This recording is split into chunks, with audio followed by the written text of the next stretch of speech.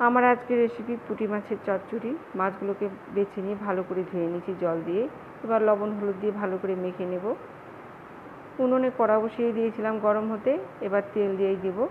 তেল গরম হলে আমি দিয়ে দেব মাছগুলো একটু কড়া করে ভেজে নেব। এভাবে সব মাছগুলোকে ভেজে নেব আমি।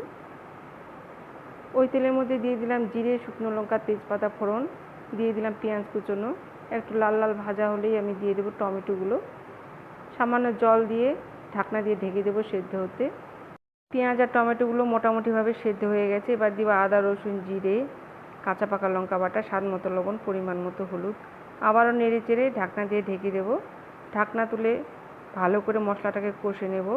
মশলা থেকে তেল বেরিয়ে এলেই দিয়ে দেবো মাছগুলো। একটু নেড়ে চেড়ে দিয়ে দেবো পরিমাণ মতো ঝোলের জল।